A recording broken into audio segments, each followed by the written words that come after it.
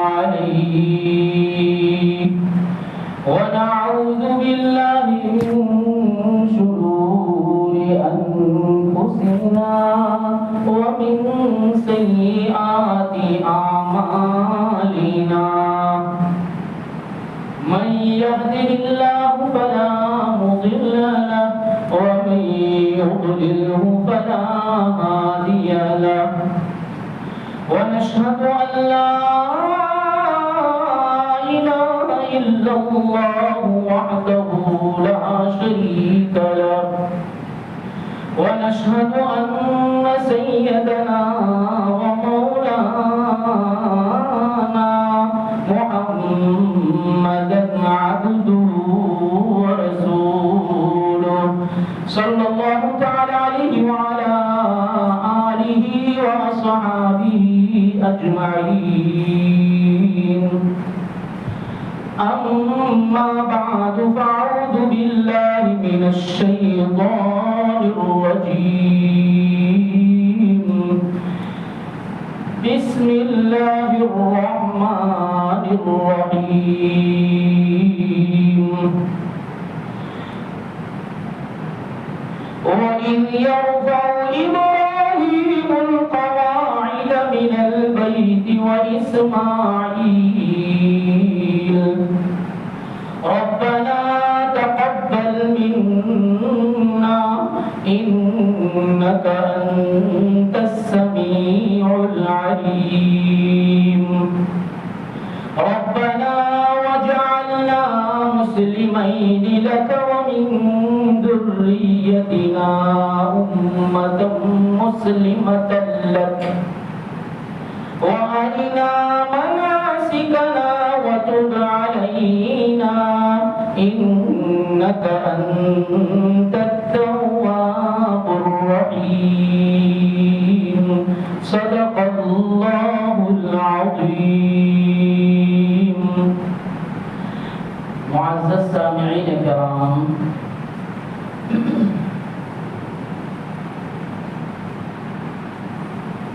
بڑی پور مسرت ساعتیں اور گھڑیاں ہیں، اوقات اور ایام ہے جس میں لاکھوں کی تعداد میں نسل ایمانی فضاؤں میں پرواز کر کے بیت اللہ پہنچ رہی ہے. لاکھوں کی تعداد میں پہنچ رہے ہیں اور پہنچنے والے ہیں.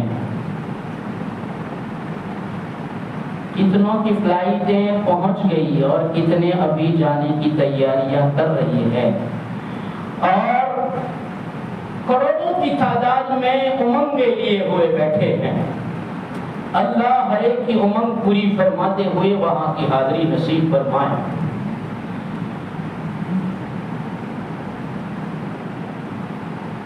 انسان جب پیدا ہوا اسی وقت سے قربانی کو ساتھ میں لیے ہوئے آیا کہ انسانیت کا آغاز ہوا، ساتھ میں قربانی بھی آئی تھی، اور قربانی کا سلسلہ اسی وقت سے چل رہا ہے. اور حج بیت اللہ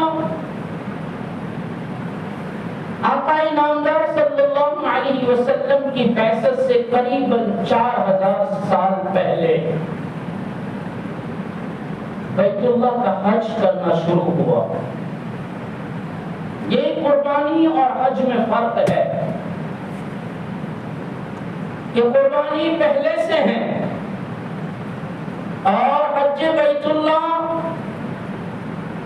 آج سے تقریباً 5500 سال پہلے، اس لیے کہ 1445 چل رہا ہے اور نبی کریم صلی اللہ علیہ وسلم کی بعثت سے قریباً تقریباً 4000 سال پہلے حضرت ابراہیم علیہ السلام اس دنیا میں مبعوث ہوئے ہیں، اور پھر وہ قربانی کے بعد یہ بیت اللہ کی تعمیر کی گئی، اور پھر بیت اللہ تعمیر کرنے کے بعد حکم دیا کہ وَأَذِّن فِي النَّاسِ بِالْحَجِّ يَأْتُوكَ رِجَالًا وَعَلَىٰ كُلِّ ضَامِرٍ يَأْتِينَ مِن كُلِّ فَجٍّ عَمِيقٍ۔ یہ حکم دیا کہ اعلان کرو بہر کیف 4000 سال پہلے سے بیت اللہ کا حج ہو رہا تھا، بیت اللہ کا طواف ہو رہا تھا، حج بیت اللہ ہو رہا تھا، لیکن ادوار کے بدلنے سے، دور کے بدلنے سے، زمانے کے بدلنے سے لوگوں نے حج کے اندر بھی، طواف کے اندر بھی رد و بدل کر دیا، کمی بیشیاں کر دی، اور حج کے ارکان میں رسم و رواج کو داخل کر دیا، یہاں تک کہ بعثت نبی صلی اللہ علیہ وسلم کے وقت حج بیت اللہ کو، طواف بیت اللہ کو رسم و رواج اور جاہلی رسم و رسومات اور مشرکانہ انداز میں کیا جاتا تھا۔ آدھے برہنہ طواف کرتے، آدھے پورے برہنہ ہو کر طواف کرتے، اور اس کو رسم و رواج اور مشرکانہ انداز میں کیا جاتا تھا۔ یہاں تک مفسرین لکھتے ہیں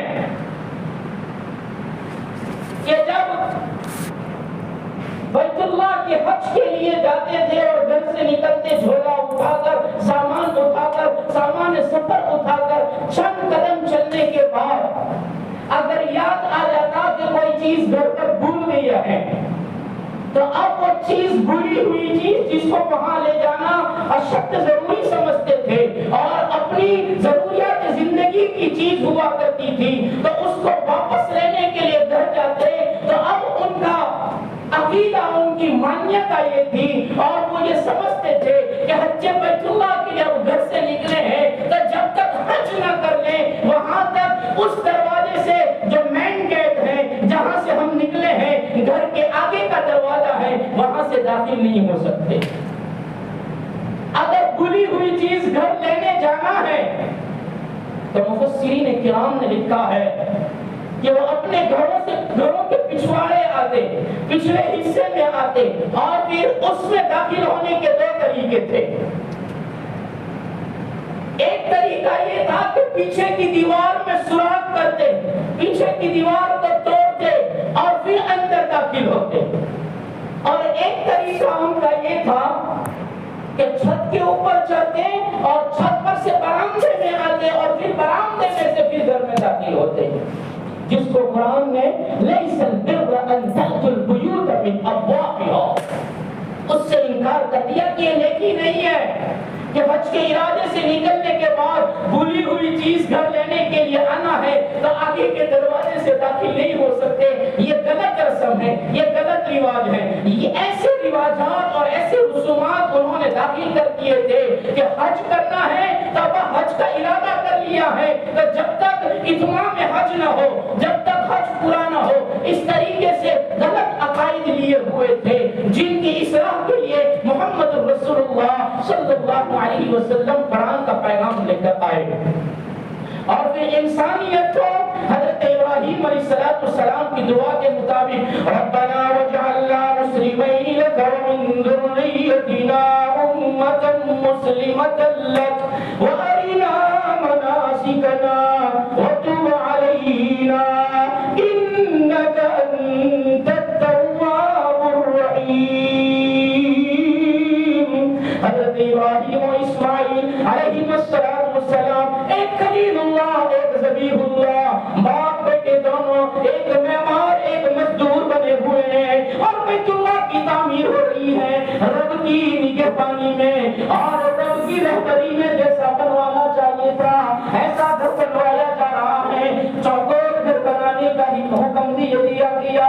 اب کوئی مزدور نہیں ہے، کوئی کام کرنے والا نہیں ہے، کوئی ساتھ دینے والا نہیں، اکیلے ہیں، بنجر زمین ہے، اور ایسے بنجر علاقے میں جہاں پہاڑیوں کے سوا کچھ نہیں ہے، کالے کالے پتھر، زمین پر نوکیلے پتھر، اور ایسی بنجر زمین میں، بنجر علاقے میں رب نے حکم دیا ہمارا گھر بنا دیجئے نا، ان اول بیت وضع للناس للذی ببکۃ مبارکا وہدی للعالمین۔ اللہ کی طرف سے حکم آ گیا ہے، سب سے پہلا زمین پر بننے والا، مدھم بندو بننے والا، زمین کا سینٹر بننے والا، زمین کے بیچ میں بنائے جانے والا سب سے پہلا رب کا گھر بنایا جا رہا ہے۔ کیسے بنا الہی؟ کوئی ایسا انجینئر نہیں ہے کہ جس کی انجینئرنگ کی تحت میں یہ بنایا جائے۔ رب نے فرمایا ابراہیم بنانا شروع کر دے، تیرا رب انجینئر ہے، تیرا رب آرٹیکل ہے، تیرا رب ہی سب کچھ کر دیا، تو بنانا شروع کر دے۔ جب بنانا شروع کر دیا، بناتے بناتے اس حد تک پہنچ گئے جس حد تک رب چاہتا ہے، گھر بن گیا، تعمیر ہو گئی، اور اللہ کی طرف سے گھر بننے کے بعد حکم ہو گیا ابراہیم بس کر دیجیے، اسماعیل بس کر دیجیے نا، مہمان تیری مہمانی، مزدور تیری مزدوری پوری ہو گئی، اب مانگیے نا، اتنی محنت کرنے کے بعد کیا مانگوگے؟ حضرت ابراہیم علیہ السلام فرما رہے ہیں الہی دنیا ملے نہ ملے ہمیں اس سے کوئی سروکار نہیں، ہمیں تو چاہیے ربنا وجعلنا مسلمین لک ومن ذریتنا امة مسلمة لک۔ بیت اللہ جانے والوں کو سبق دیا گیا، بیت اللہ جا رہے ہو پہلی نظر پڑے گی، غلاف الکعبہ پر پہلی نظر پڑے، بیت اللہ پر پہلی نظر پڑے، مانگ لے رب سے جو مانگی گا رب دے دے گا، اس لیے کہ دعا کی منظوریت کی ایک مقام ہے، دعا کی قبولیت کی ایک جگہ ہے، پہلی نظر پر مانگو جو مل جائے گا۔ ابراہیم نے بنانے کے بعد مانگ لیا اور فرمایا وَأَرِنَا مَنَاسِكَنَا وَتُبْ عَلَيْنَا۔ الہی چکر کیسے لگائیں، طواف کیسے کریں، رمل کیسے کیا جائے، 7 چکر کیسے پورے کیے جائیں، تیرے بیت اللہ کے ارد گرد کیسے چلا جائے، اور چکر لگانا بھی تجھے عبادت بنایا ہے، تو عبادت کیسے ادا کی جائے۔ صحیح سیرت النبی لکھتے ہیں کہ حضرت اللہ تبارک و تعالیٰ نے یہ انوکھی عبادت بنائی ہے کہ جس میں دوڑنا بھی عبادت، جس میں چلنا بھی عبادت، جس میں ذکر کرنا بھی عبادت، ورنہ نماز میں کھڑی ہو گئے ہر تک کرنا بھی ممنوع، ہر تک بھی نہیں کر سکتے، نماز میں ہلنے سے بھی ممنوع قرار دیا، نماز پڑھتے پڑھتے قیام کی حالت میں ہل نہیں سکتے، بعض لوگ ہلتے ہیں، رکوع میں بھی ہلتے ہیں، نماز میں ہلنے سے منع کر دیا گیا، لیکن فرمایا بیت اللہ پر جانے والے ہر حاجی کے لیے فرمایا تیرا دوڑنا بھی عبادت ہے، تیرا چلنا بھی عبادت ہے، تیرا پہلوانی 4 چکر کے 3 چکروں میں رمل کرنا یہ بھی ہماری یہاں عبادت کی جاتی ہے۔ ہمیں اترنا پسند نہیں ہے، ہم اتر کر چلنے والوں کو پسند نہیں کرتے ہیں۔ وَلَا تُصَعِّرْ خَدَّكَ لِلنَّاسِ وَلَا تَمْشِ فِي الْأَرْضِ مَرْحًا۔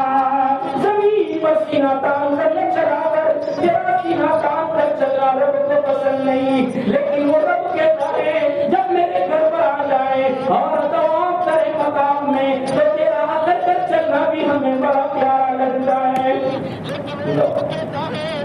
عمل کا جو وَأَرِنَا مَنَاسِكَنَا وَتُبْ عَلَيْنَا إِنَّكَ أَنْتَ التَّوَّابُ الرَّحِيمُ۔ مناسک حج سکھا دیجیے نا الہی، ارکان حج سکھا دیجیے نا، اور آنے والے جب تو بات رہے جب میرے تک گناہوں کی انبار لے کر آ جائے تو الہی تو ان کو معاف کر دیا کر، اس لیے کہ تجھے معاف کرنا بہت اچھا لگتا ہے، تو توبہ کو قبول کرنے والا، رحم کرنے والا ہے۔ اس سے مفسرین فرماتے ہیں کہ جہاں بیت اللہ ہے بالکل سیدھا اس کے سامنے آسمان پر اللہ نے ایک اور گھر بنایا ہے جس کو بیت المعمور کہتے ہیں۔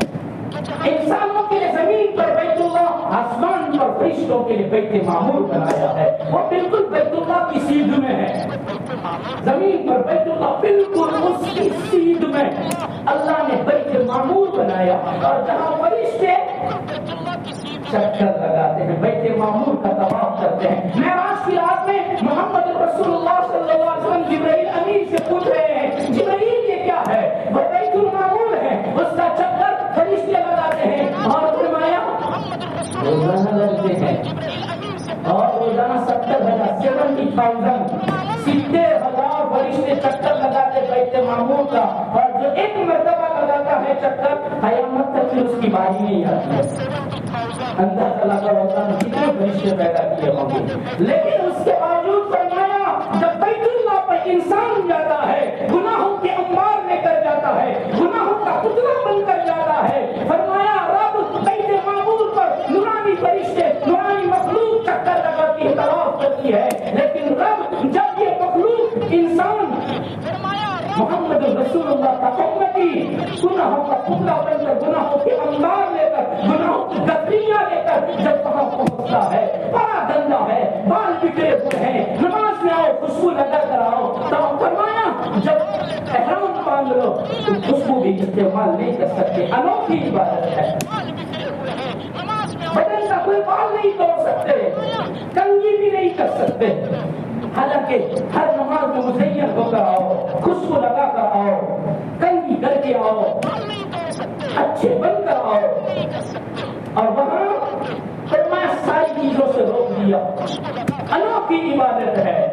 اب ایسے بڑا گندا حالت میں پسینے نکل رہے ہیں، دو انسلی چادریں پہنی ہے جن پر دھاگا سلائی نہیں لگی ہے، انسلی ہے، انسلی چادریں پہنے ہوئے ہیں، جس نے کبھی چادر لپیٹی نہیں ہے آج وہ چادر لپیٹ کر آیا ہے، امیر ہو، غریب ہو، متوسط ہو، بہت امیر مالدار ہو، بادشاہ ہو، گداگر ہو، وزیر ہو، سارے کے سارے ایک ہی لباس میں نظر آتے ہیں، ایک ہی لباس، ایک ہی لباس میں صبح جو چادریں باندھ کر بتا رہے ہیں ہم نے جیتے جی کفن کے کپڑے پہن لیے، کفن کی چادریں لپیٹ لی، اور موت کا استحضار بھی ہے، اور پھر وہاں پہنچے ہیں، اور ایسی حالت میں رب سمائے دنیا پر آ جاتا ہے، کتابوں میں لکھا سمائے دنیا پر آتا ہے، اور فرشتوں سے کہتا ہے ہاں میرے فرشتوں دیکھو میرے بندے،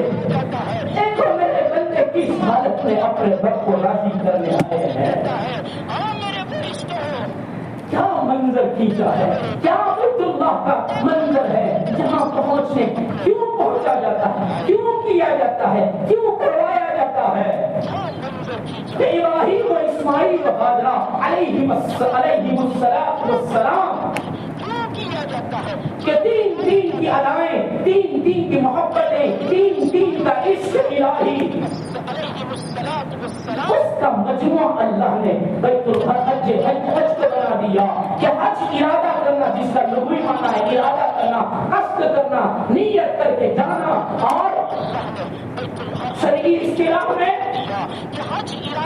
مخصوص وقت میں، مخصوص ایام میں، مخصوص مقامات پر مخصوص ارکان ادا کرنے کا نام حج ہے، کہ اس کو کرنے جا رہے ہیں، کہ کتنی ادائیں ہیں، کتنی محبتیں ہیں، کتنی جافشانیاں ہیں، اور جن جافشانیوں کے بعد اللہ نے اتنا پسند فرمایا ہے، کتنی جافشانیاں۔ وَإِذِ ابْتَلَىٰ إِبْرَاهِيمَ رَبُّهُ بِكَلِمَاتٍ فَأَتَمَّهُنَّ، مختلف آزمائشیں، مختلف امتحانات، مختلف بیانات حالات سے گزارنے کے بعد جن حالات سے فَأَتَمَّهُنَّ، جن ساری ابتلاؤں کو، جاری آزمائشوں کو حضرت ابراہیم نے پورا کر دیا، فَأَتَمَّهُنَّ، ساری امتحانات پورے ہو گئے، سارے امتحانات پورا کرنے کے بعد رب نے فرمایا اب میں نے تجھے امام بنا دیا، میں نے تجھے مقتدا بنا دیا، تو نے وہ سارا کر دیا جو ہم چاہتے تھے، اب ہماری طرف سے تجھے مقتدا بنانے کا لقب بھی ملتا ہے، اب تیری ادائیں جو بھی ادا کرے گا ہمیں پیار آ جائے گا، ہم اس کی اداؤں کے اوپر، اگر وہ حج کرنے کے لیے آیا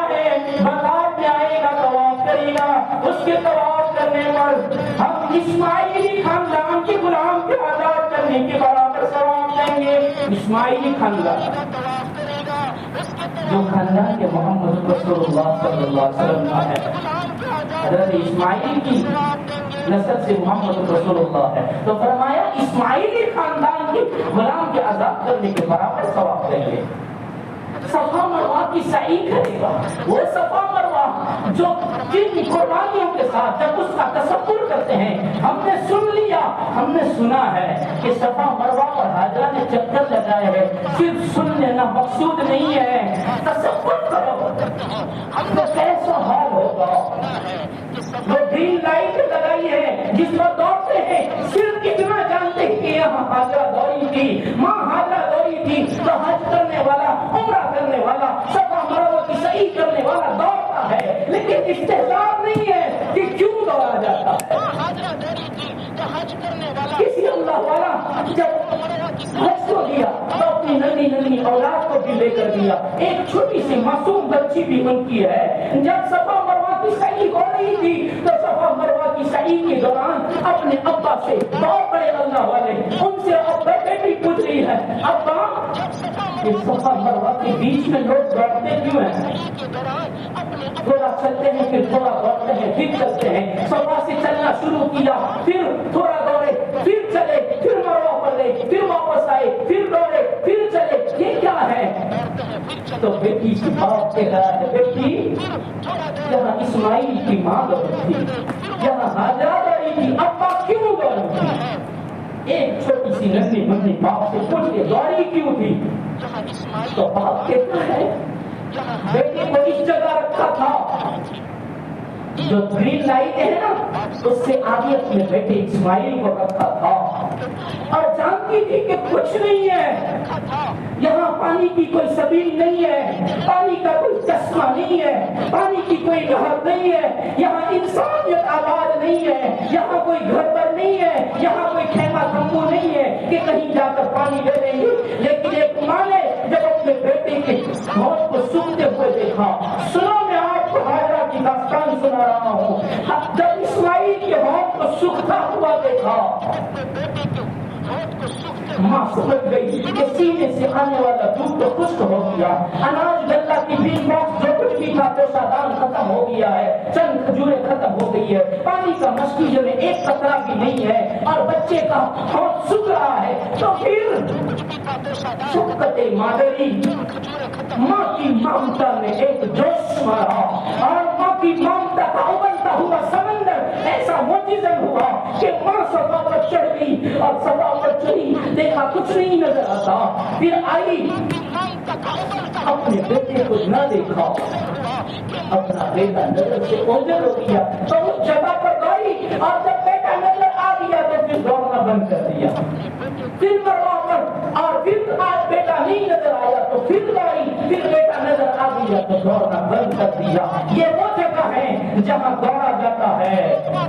جب 7واں چکر ہو گیا, مفسرین نے لکھا ہے, قرآن کی تفسیر اٹھاؤ, کیا عجیب داستان مفسرین نے لکھی ہے. جب حاجرہ نے دیکھا 7واں چکر, وہ بھی تھک گئی ہے, وہ بھی پیاسی ہے, فرمایا ایسی نگاہ ہو کر گری اور سمجھی اٹھا نہیں جائے گا, لیکن بیٹے کو چھوڑا ہے, اب تو اپنے بیٹے کو دیکھنے کی کوشش کرتی ہے. اب دوڑنے کی سخت نہیں ہے, چلنے کی اتنی سخت نہیں ہے. جب دیکھا اونچا تو دیکھا کہ ایک آدمی کھڑا ہے, تو پھر مردہ حاجرہ جی میں جی آ گیا, اور پھر ایک دم اٹھی اور دوڑتی ہوئی آئی. جب وہاں پہنچی تو آدمی غائب تھا, اور اسماعیل کی ایڑیوں کے پاس سے پانی کا چشمہ ابل رہا تھا. لکھا مفسرین نے, آدمی کی شکل میں جو نظر آیا تھا وہ جبرائیل تھا, کہ جبرائیل نے پر مارا, اسماعیل کی ایڑیاں رگڑی, اور اسماعیل کی ایڑیاں رگڑنے پر معجزہ بن گیا, اور حضرت جبرائیل کے پر کے مارنے پر پانی کا چشمہ ابلنے لگا, اور پھر یہ ادا ہو گئی, اور یہ زمزم کا پانی شروع ہو گیا. آج تک چل رہا ہے, 5,500 سال سے زیادہ ہو گیا, ابھی بھی چل رہا ہے, اور صبح قیامت تک چلتا رہے گا. یہ ادائیں ہیں حضرت حاجرہ کی. تو معصوم بچی نے پوچھا ابا دوڑی تھی تو حاجرہ, تو یہاں تو مرد دوڑتے ہیں, عورتیں تو اپنی ہی چال چلتی ہیں. حالانکہ حاجرہ دوڑی تھی تو دوڑنا عورتوں کو چاہیے, مرد کیوں دوڑتے ہیں؟ کیا سوال معصوم بچی. درخت سے پھل کا پتہ چل جاتا ہے, جو درخت ہی ایسا ہو اس کا پھل ہی ایسا ہی ہوا کرتا ہے. باپ نے اپنی بیٹی کے اس استفسار پر, اس سوال پر, اس پوچھنے پر کہ عورتیں کو دوڑنا چاہیے مرد کیوں دوڑتے ہیں, تو باپ نے اپنی بیٹی کو پیار کا ایک شفقت کا بوسہ دے کر فرمایا بیٹی بات یہ ہے کہ جس وقت حاجرہ دوڑی تھی اکیلی تھی, اور آج جب دوڑے گی عورتیں تو مرد ہوتے ہیں, اس لیے اللہ نے حکم دے دیا کہ اب ہجوم میں مرد اور عورتیں سب ہوتی ہے, اس لیے عورتیں نہیں دوڑے گی بلکہ مرد دوڑے گی. کہ اس وقت دوڑنے میں اکیلی حاجرہ کی مرد کوئی نہیں تھا, اس لیے حاجرہ دوڑی تھی. اب اس کی نقل کرنے کے لیے مردوں کو حکم دیا کہ ہمیں حاجرہ کی ادا پسند آئی, اب تم دوڑو. بہرحال بہت کچھ کہنا تھا لیکن وقت نہیں ہے, لوگ جا رہے ہیں. اللہ ہمیں بھی وہاں کی حاضری نصیب فرما دے, بار بار حاضری نصیب فرمائے. کیوں بار بار جانے کو دل چاہتا ہے اس کی بھی تفسیر ہے, لیکن انشاءاللہ زندگی باقی ہو تو کبھی سنائیں گے. بہرکیف یہ قربانیوں کا مجموعہ ہے, ایک طرف بیت اللہ ہے, پھر اسماعیل کو ذبح کرنے کا حکم دیا, قربانی کرنے کا حکم دیا, اور حکم بھی ایسا کہ ہمارے نام پر قربان کر دو, اس لیے کہ عشق و محبت کا امتحان ہے. جب چونٹی, مولانا رومی فرماتے ہیں ایک چونٹی ہزاروں کلومیٹر دور رہ کر اس کے دل میں خواہش پیدا ہوتی ہے میں بیت اللہ جاؤں, میں بیت اللہ جاؤں. ایک چونٹی کیری, وہ کیری کو ہزاروں کلومیٹر دوری پر بیت اللہ جانے کو دل چاہتا ہے. اللہ کبوتر کو بھیج دیتا ہے اور کبوتر کو اس کے پاس بٹھا دیتا ہے, اور چونٹی کے دل میں اللہ بات کرتا ہے اس کے قدم اس کے پاؤں کے ساتھ چمٹ جا. کبوتر کے قدموں کے ساتھ وہ چمٹ گئی, اور کبوتر کو اللہ نے فلائٹ بنا دیا, چونٹی کے لیے ومان بنا دیا, ہوائی جہاز بنا دیا, اور کبوتر نے اڑنا شروع کیا. ہزاروں کلومیٹر اڑتا ہوا یہ کبوتر بیت اللہ پر جا کر بیٹھ گیا. اللہ نے چونٹی کے دل میں بات ڈالی, چھوڑ دے اس کے قدم پر تیری منزل آ گئی ہے. بیت اللہ پر چونٹی کو اتار دیا. مولانا رومی فرماتے ہیں, جلال الدین رومی فرماتے ہیں چونٹی کے دل میں طرف تھی کہ میں بیت اللہ دیکھوں اور مطاف میں جا کر طواف کرنے والوں کی قدموں کے نیچے میں باندھ دی جاؤں اور میں بیت اللہ پر مر جاؤں. جب ایک چونٹی کی تمنا کی تو رب نے اس کو بھی پہنچایا. میں اور آپ تو اشرف المخلوقات ہیں, میں اور آپ تو محمدی ہیں, میری آپ کی بھی تمنا ہونی چاہیے, اور ہر ایمان والے کی تمنا ہے کہ اللہ وہاں پہنچائے. یہ قربانیوں کا اور محبتوں کا ایک گہوارہ ہے, اس کے دیدار کے لیے اللہ ہم سب کو پہنچائے. اس کے لیے اللہ تبارک و تعالی نے حج اور قربانی دو رکھی ہے. میرے پاس وقت نہیں, میں نے اس کا سوچا تھا کہ سناؤں گا, مختصر سنا دیتا ہوں. بغداد کے علاقے میں ایک موچی ہے, موچی چپل سینے والا موچی, اور اس موچی نے تھوڑی تھوڑی پونجی کر کے, محنت کر کے, تھوڑی تھوڑی پونجی الگ کر کے اس نے جمع کیا, اور جمع کرتا ہو گیا. اب سوچا کہ اتنا پیسہ ہو گیا ہے کہ میں بیت اللہ تک جا سکتا ہوں, اور اس نے بیت اللہ جانے کا ارادہ کیا. اس نے دعوت کی جانے سے پہلے اس نے ایک عالم کو بھی بلایا, عالم بھی آ گئے. جب دعوت کھانے کے سب بیٹھے, عالم نے کہا بہت اچھا, آپ بیت اللہ کو جا رہے ہیں, آپ بیت اللہ کے لیے جا رہے ہیں, لیکن جانے سے پہلے کام کرو, جانے سے پہلے معافی صافی کر لو, گھر گھر جا کر معافی صافی کر لو. یہ اس عالم صاحب نے مشورہ دیا, جب سب چلے گئے اس نے گھر گھر جا کر معافیاں مانگنا شروع کیا. چلتے چلتے بغداد کے علاقے کے اس بستی کے سارے گھروں میں معافی صافی ہو گئی. جب باہر نکلا ایک گھر تھا, اس گھر پر بھی معافی مانگنے گیا. نوک کیا بندہ کلوار کام پر فرمایا حج میں جانے والا حجی آیا ہے, حج کے سفر کے لیے جانا چاہتا ہوں, معافی سے بھیتر نہیں آیا ہوں. اندر سے عورت کی آواز آئی, اس نے کہا ہمارے گھر میں کوئی مرد نہیں ہے, جاؤ چلی جاؤ, اللہ تمہارا سفر آسان فرمائے. باہر سے پوچھا مرد کیوں نہیں ہے, کہا مجھ سے آپ کو کیا واسطہ, آپ جائیے گا, اللہ آپ کے سفر کو آسان فرمائے. عورت نے دعائیں دے دی, چند قدم چلا, گوشت کی خوشبو آئی. عبداللہ بن مبارک والی داستان نہیں, یہ موچی والی داستان. چند قدم چلنے کے بعد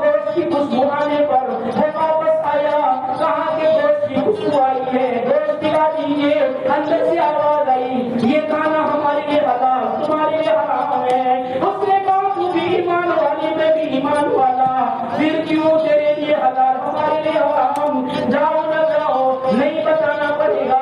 کہاں ہم نے 4 دنوں سے کھانا نہیں کھایا, جب کہ جان بچانے کے لیے مردے کو کھانا بھی جائز قرار دیا ہے, اس لیے ہم نے مردہ جانور کا گوشت بنایا ہے, اس لیے ہمارے لیے حلال ہے. ہماری جان کا خطرہ تھا, جان بچانے کے لیے ہم نے حرام یہ مردے کا گوشت بنایا تو ہمارے لیے حلال تھا. وہ حج میں جانے والا موچی ساری کی ساری رقم اس عورت کو دے کرا دیا. لمبی داستان مختصر یہ کہ سارے لوگ کہنے لگے آپ قتل جانے والے تھے کیوں نہیں جا رہے ہیں, کہاں ہمیں حج میں نہیں جانا ہے. لوگوں نے تانا دینا شروع کیا یہ کیسا بدبخت آدمی ہے, لوگ بیت اللہ جاتے ہیں یہ جانے کا ارادہ کر کے لوگوں کو دعوت دلا کر بھی موقوف کر دیا. کسی کو نہیں بتایا جب تک لوگ حج کر کے نہیں آئے, گھر میں سے نہیں نکلا. اولاد نکلتی ہے تو لوگ تانا دیتے ہیں کہ کم بخت کی اولاد ہے, منحوس کی اولاد ہے, لوگ تانا دیتے ہیں. یہاں لوگ حج میں پہنچ گئے. قطب الدین بختیار کافی رحمت اللہ علیہ جب حج سے واپسی کا اس سال وہ بھی حج میں گئے. آخری دن تھا, آخری رات تھی بیت اللہ میں, مقام میں بیٹھے تھے. دو فرشتے آئے, ایک نے کہا کتنوں نے حج کیا, کہا 2 لاکھ نے. کہا کتنوں کی قبول ہوئی, سب کی قبول ہوئی. کس کی وجہ سے؟ کہا بغداد میں ایک ایسا حاجی جو حج کرنے نہیں آیا لیکن اس کی برکت سے اللہ نے سب کی حج کو قبول کر لیا. بختیار کافی فرماتے ہیں انسانوں کی شکل میں آنے والے ان فرشتوں کے پاس جا کر پوچھا وہ آدمی کون؟ بغداد میں اس کا پتہ ہے, درس بتا دو. انہوں نے بتایا میں وہاں آنے کے بعد بغداد میں گیا, میں نے کہا باہر نکل آ جا تیرے لیے مبارکبادی ہے. میرے نے سو لیا تھا, اللہ نے سنائے تھے اور فرمایا میرے اس امتی موچی کو کہہ دینا تیری قربانی پر ایک غریب کی امداد پر اللہ نے تیرے لیے حج کا ثواب لکھ لیا. تو بیت اللہ نہیں پہنچا لیکن اللہ نے تجھے حج کا ثواب دے دیا. یہ محمد رسول اللہ کی طرف سے خبر دے دینا. غریبوں کی مدد اللہ کو بہت پسند ہے. تو بنگال میں بھی غریب ہے, آسام میں بھی غریب ہے, دوسری جگہوں پر بھی غریب ہے, لیکن میری بستی میں بھی بہت غریب ہے. جیسے ہم زکات میں کہتے ہیں رشتے دار گاؤں والے یہ وہ, تو قربانی کے لیے بھی گاؤں والے ہیں, غریب لوگ ہیں. صرف وہاں کے لوگ غریب نہیں ہیں اور وہاں ہی صرف قربانیاں ہوتی, ایسا نہیں ہے.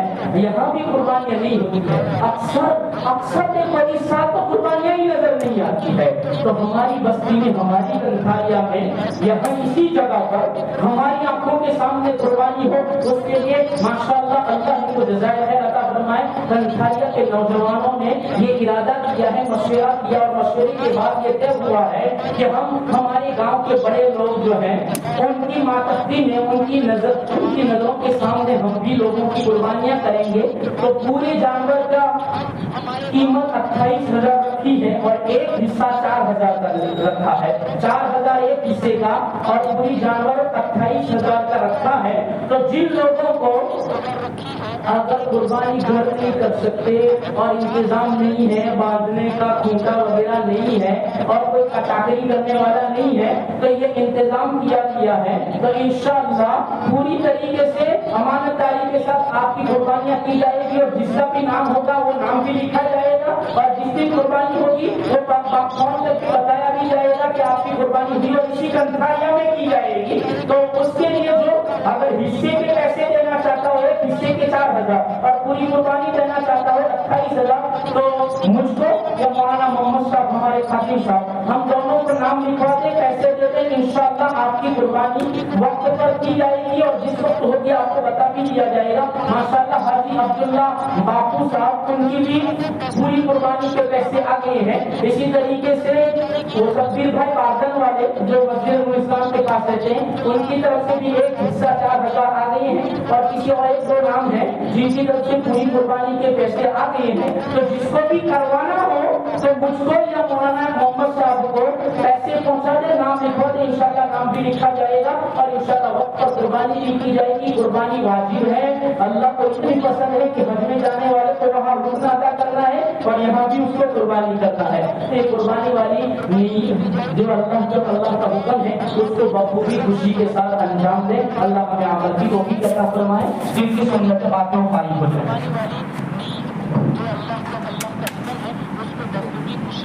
انجام دے. اللہ ہمیں عمل کی توفیق عطا فرمائے. جن کی سنت باتوں فائق ہو جائے.